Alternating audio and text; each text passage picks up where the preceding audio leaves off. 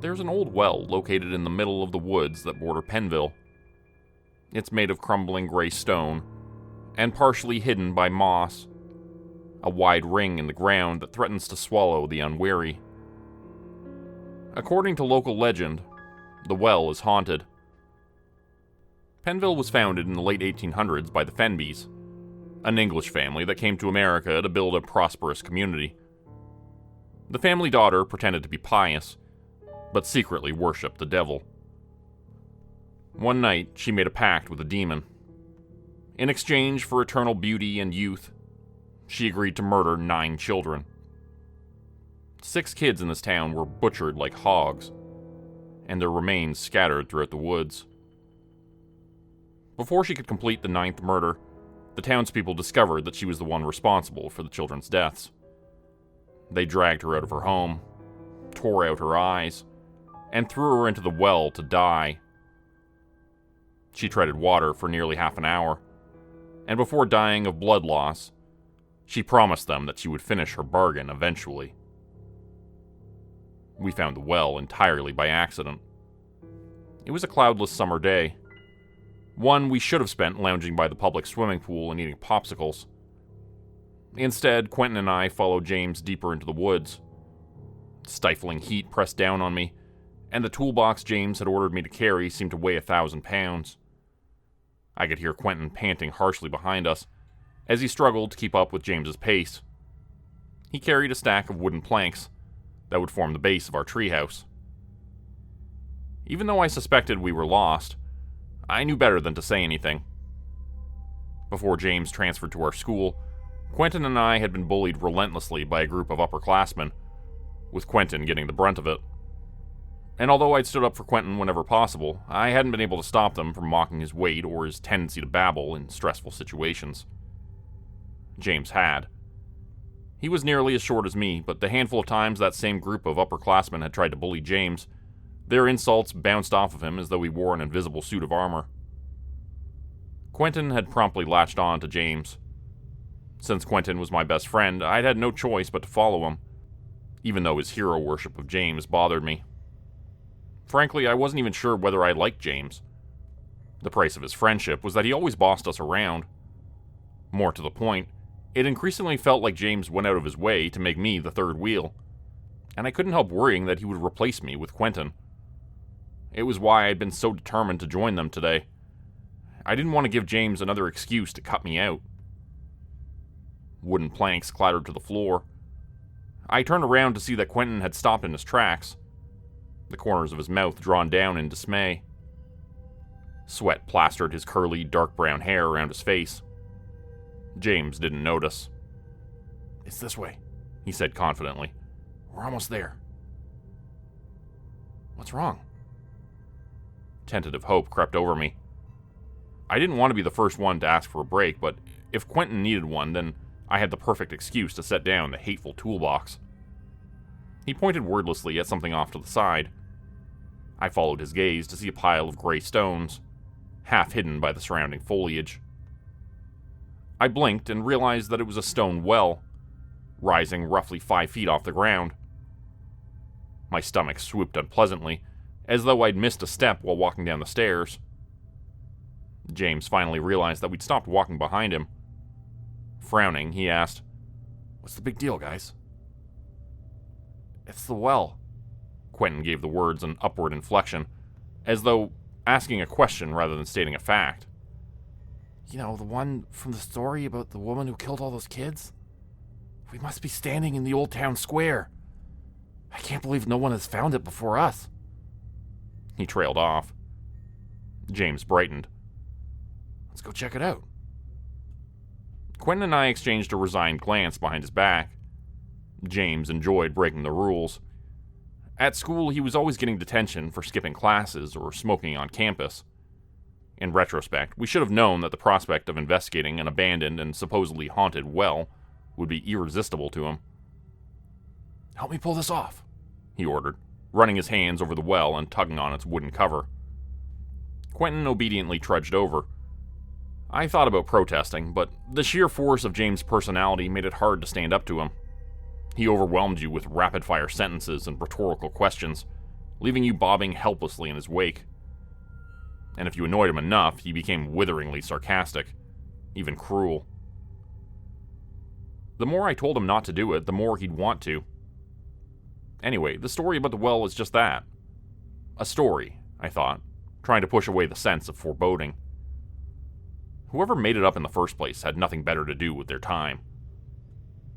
The wooden cover came away easily in our hands, and an unpleasant smell drifted out of the well.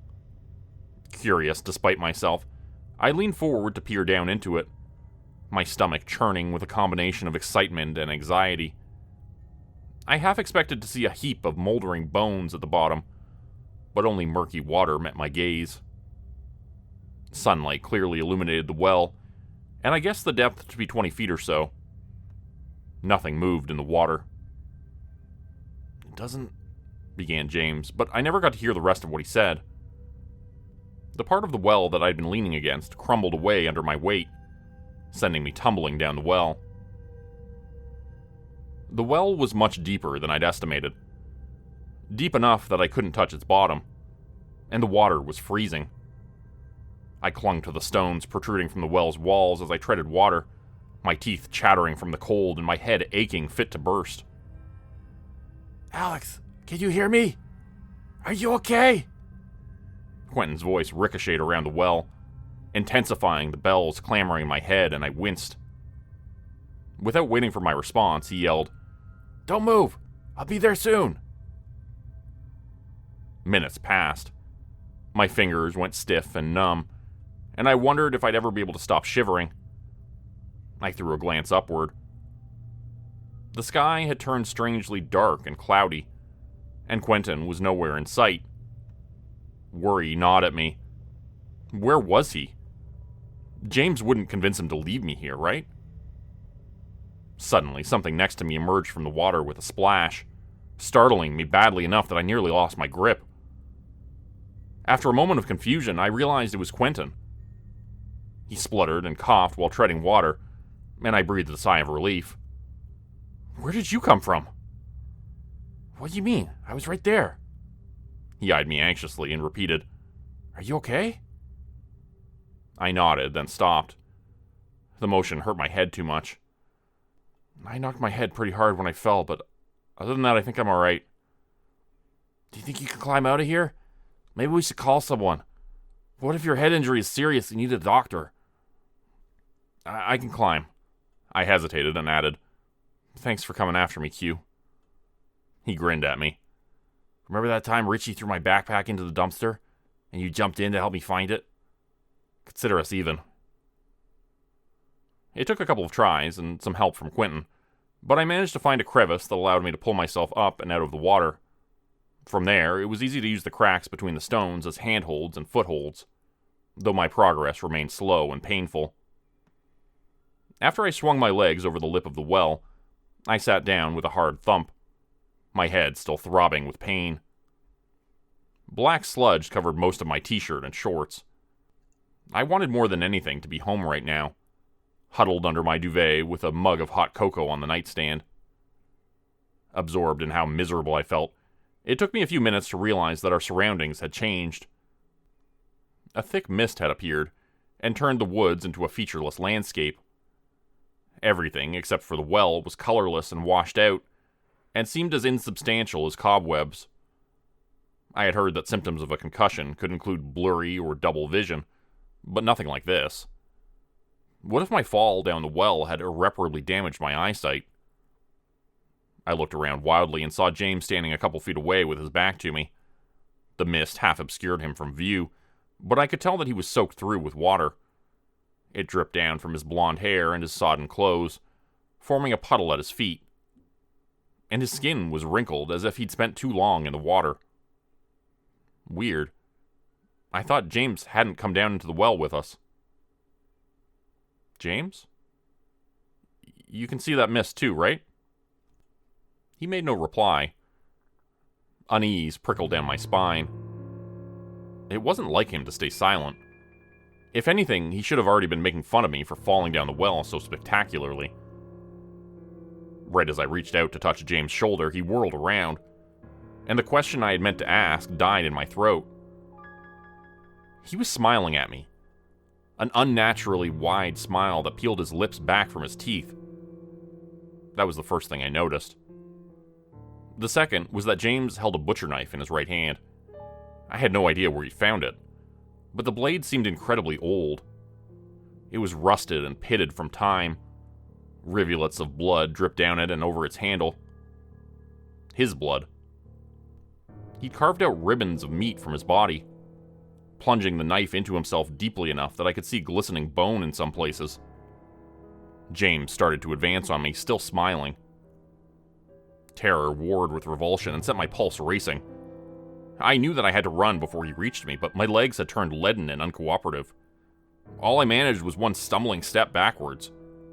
I couldn't tear my gaze away from the bloodstained knife. What the fuck happened to him? I flinched, half expecting to see James somehow transported behind me. But it was Quentin, his face white and set as he stared at James. He looked deeply unnerved. Now where the fuck did he get that knife from? Jesus, we need to take him to a hospital right away. I don't know, I found him like this. James let out a sudden scream and doubled over, clawing at himself. Blood-soaked hands erupted from his stomach, sending viscera flying through the air. A shoulder emerged from his body, then a head and knee. A tall woman stepped out of James's body, as though it had simply been an ill-fitting suit she no longer needed. She left behind her a wreckage of flesh and bone that no longer even remotely resembled a human body. She had silver coins for eyes, and her dark hair floated around her as if she were underwater. When she contorted her face into a snarl, the coins squelched wetly in her eye sockets, and black water gushed out of her mouth, along with a torrent of squirming white bugs and dead leaves. She knelt down and picked up the butcher knife. "Run!" I yelled. "We have to run!" We bolted. Quentin pulled ahead of me, and the mist swallowed him from view instantly. I soon became disoriented. I knew I was moving forward, but the mist made everything around me look exactly the same. There were no landmarks, no way for me to guide myself in the right direction. For all I knew, I was running in circles. Something knocked me off my feet. I fell hard, barely managing to avoid smashing my head into the ground, and twisted around to see her behind me. I tried to scramble back up to my feet and run, but she moved preternaturally quickly. No matter how hard I struggled, I couldn't break her grip. She held me down with terrible strength, using only one hand.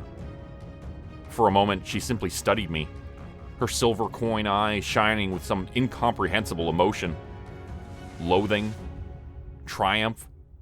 A Charnel House smell emanated from her skin, the smell of blood, rot, and feces. Her throat made a rattling sound. She might have been trying to speak, but if so, I couldn't understand her.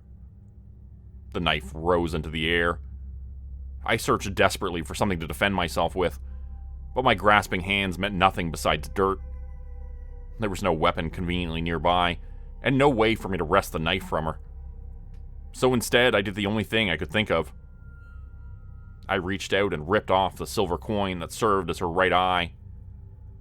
It tumbled away along with a handful of mushy, rotting flesh that felt like wet sand.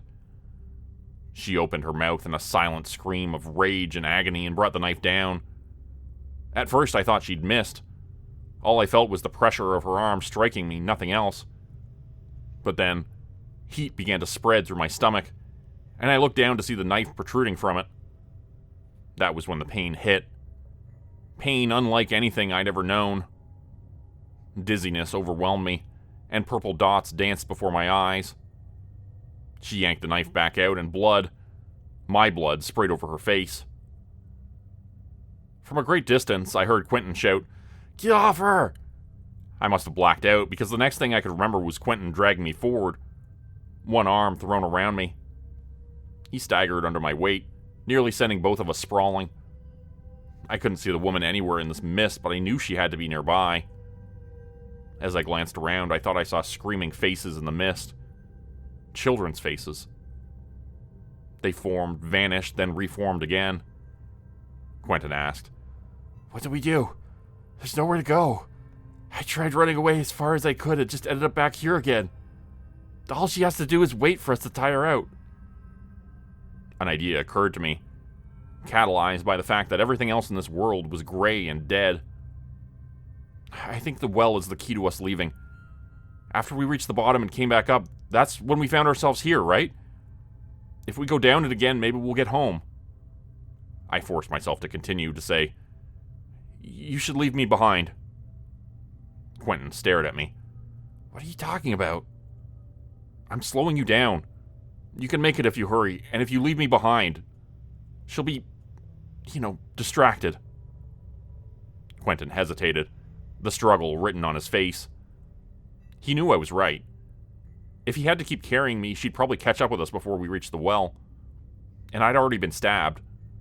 I might not be a doctor, but I was pretty sure that if I didn't get medical attention soon, I'd bleed out and die anyway. I thought I could hear eager, squelching footsteps drawing closer to us, and I reminded myself that Quentin was simply making the most logical decision. Abruptly, he said, "You're the only one, besides James, who's ever treated me like I'm human." He shrugged, looking both defiant and embarrassed. "You're my best friend. I'm not leaving you behind." I swallowed past the lump in my throat, unable to think of a reply that wouldn't sound cheesy or ridiculous. We took another couple of staggering steps forward, in the direction Quentin said he remembered the well being.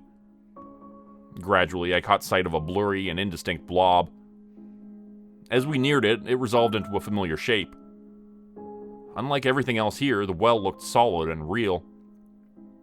I fixed my eyes on it, willing it to magically move closer, and fought to put one foot in front of the other. The pain in my stomach sharpened with each passing second. When we finally reached the well, I had to stop and lean against it to remain upright. I could barely breathe. "We're gonna make it," I told myself. "You just have to hang in there and climb down." It occurred to me that it was quiet. Too quiet. My head jerked up and I scanned our surroundings frantically, my heart pounding. A dark silhouette ran toward us. I shoved Quentin towards the well. "She's here, go!" I tried to scramble into the well and failed. She emerged from the fog and there was nothing human about her now. The silver coin that was her left eye burned with cold fire, dangling from her face by a string of decayed flesh. She'd grown a double row of needle-sharp teeth, too many to fit inside her mouth. When she snapped them at me, they sent chunks of her lips falling to the ground. I was suddenly sure that I could run forever. I urged the fresh surge of adrenaline to heave myself up and into the well and threw myself down. In a matter of seconds, ice-cold water closed over me, threatening to steal the breath from my lungs. I counted until 10 and then swam upwards. It took every ounce of strength I had to keep moving. As soon as my head broke the surface, I knew I'd been right. Warm sunlight filled the well, and there was a cloudless blue sky far above us, visible through the opening of the well. Quentin had already climbed more than halfway up. He paused, waiting for me. I grinned at him helplessly, so relieved that I couldn't speak. "We made it back," I thought. "We're back, and she's coming after us." Quentin's words momentarily froze me in place. Frustration and fear swept over me.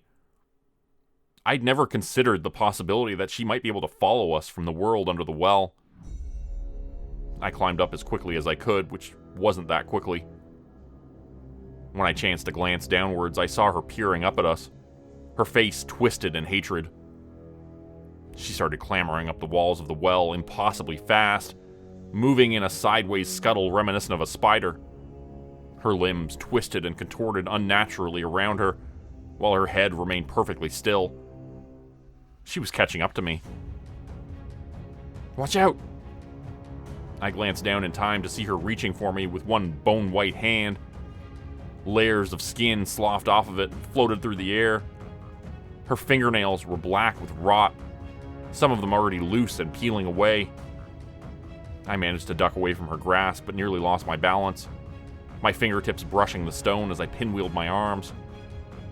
I couldn't keep dodging her, not without falling back down to the bottom of the well, and I couldn't climb up quickly enough to escape either. Time slowed down. Seconds stretched into minutes as she reached for me again. I had a jumbled mess of fleeting impressions. Various moments from my life flashing before my eyes. I wanted to say something brave. Something that would leave Quentin with one last good memory of me. But nothing came to mind except for, I don't want to die. I looked up and he was still too far away to help me. Nearly at the top of the well. He stared at me with an uncertain expression on his face and took a deep breath. He said, "I'm not leaving you behind." And then he threw himself at her and dragged her down the well.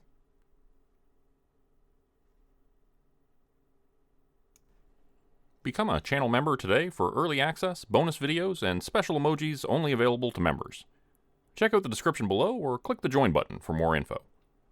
Today's video was supported by patrons like Mark from Earth, Crimson Muse, Joy Burton, Diane Showers, Mark Sawall, Cheryl James, Pick Your Sticker, Teddy Dog, Clue 404, Mamakato, Dante Kincaid, Zarin Ray, Angela Donovan, Blarian50, Devin Kyle, Timothy Baird, Ajeti, Bert Turner, Bajani Espinal, Michael Pierce, Big Joe, Carrie Harkonnen, LaDonna Spivey, Scott Tanaka, Tom Stewart, Sherman Davis, Bryce Shelton, Susan McClendon, Elise Batiste, Lisa and the Cult Jam, Open Circuit, Fabulavore, Raymond Jaggers, That Darn Fox, Raison Detra, Kai Gaming 99, Wendy Burns, The Wendigo, Michael Squishy Park, The Gemstar, Volt 77 Citizen, Puppy Dan, Clovis Wolf, Eldridge Elm, Derek Prey, Elder Being, KC Hawaii, Rob T, Tragic Mermaid, Darren Fishnaller, Cloves Noya Harris, Roe Underwood,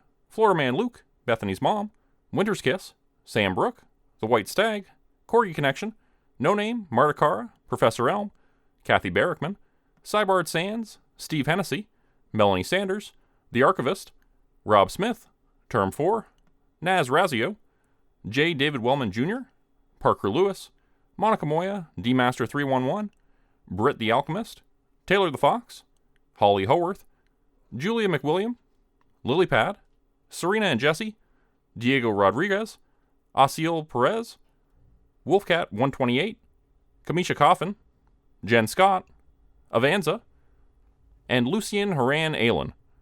If you'd like to help support the channel, please consider joining my Patreon page at patreon.com/Jordan Group Horror.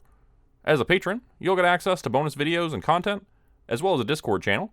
You'll be credited at the end of every video going forward, and if you decide to stay for 3 months, I'll name a character after you, which will be featured in a Hollow's End story. Links to join the Patreon are in the description. Thanks everyone for listening. Please like, subscribe, and comment to help the channel continue to grow. And see you again next time at 4 p.m. Eastern Standard Time. Hope you have a great night.